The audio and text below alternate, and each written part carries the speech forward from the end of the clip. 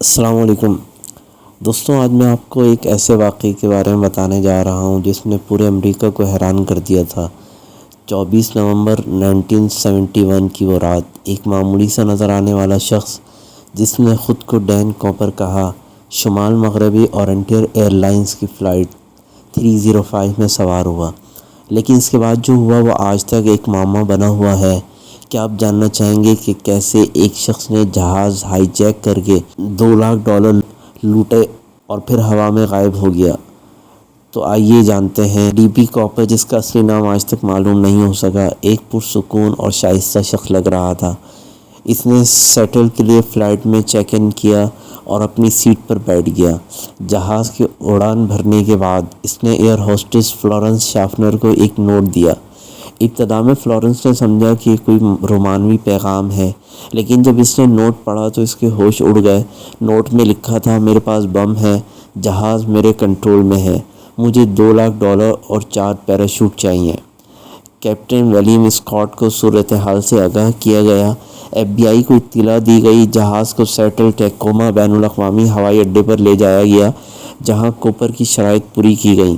اسے $2 لاکھ آج کے حساب سے تقریباً $12 لاکھ بنتے ہیں اور مانگے گئے پیراشوٹ دیے گئے۔ کوپر نے تمام مسافروں کو رہا کر دیا، لیکن کچھ عملے کو جہاز پر رکھ لیا۔ جہاز دوبارہ اڑان بھرنے کے بعد کوپر نے پائلٹس کو ہدایت کی جہاز کو میکسیکو کی طرف لے جایا جائے۔ تقریباً 10,000 فٹ کی بلندی پر جہاز کے پیچھے والے دروازے پر دباؤ کم کر دیا گیا۔ اس کے بعد کوپر نے اپنے پشت پر رقم کا بیگ باندھا، پیراشوٹ لگایا اور جہاز سے چھلانگ لگا دی۔ یہ واشنگٹن کے گھنے جنگلات کے اوپر ہوا، جہاں رات کا اندھیرا، شدید بارش اور طوفانی ہوائیں چل رہی تھیں۔ اس کے بعد سے کوپر اور رقم کا کوئی سراغ نہیں ملا۔ 1980 میں کچھ رقم کے بلندے دریائے کولمبیا کے کنارے ملے، لیکن باقی رقم کبھی نہیں ملی۔ ایف بی آئی نے 45 سال تک اس کیس کی تحقیقات کی، 1000 سے زیادہ مشتبہ افراد کو چیک کیا، لیکن کوئی ٹھوس نتیجہ نہیں نکل سکا۔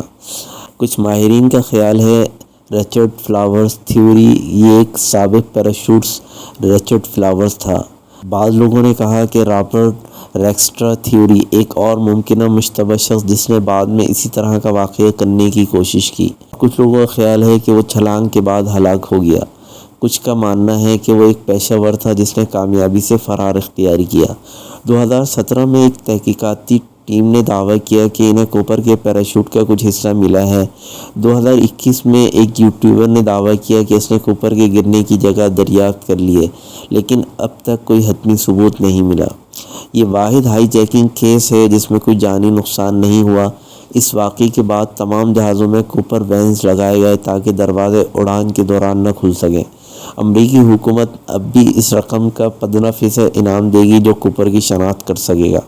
تو دوستوں، کیا آپ کو لگتا ہے کہ ڈی بی کوپر واقعی ایک نابغہ تھا جو پولیس کو چکمہ دے کر بچ نکلا، یا پھر وہ اس خطرناک چھلانگ میں ہلاک ہو گیا؟ اپنی رائے کمنٹس میں ضرور بتائیں۔ اگر آپ کو ایسے پراسرار واقعات پسند ہیں تو چینل کو سبسکرائب کریں اور بیل آئیکن کو ضرور دبائیں۔ اگلی ویڈیو میں ہم آپ کو ایک اور حیرت انگیز واقعے سے روشناس کروائیں گے۔ بہت شکریہ۔ السلام علیکم۔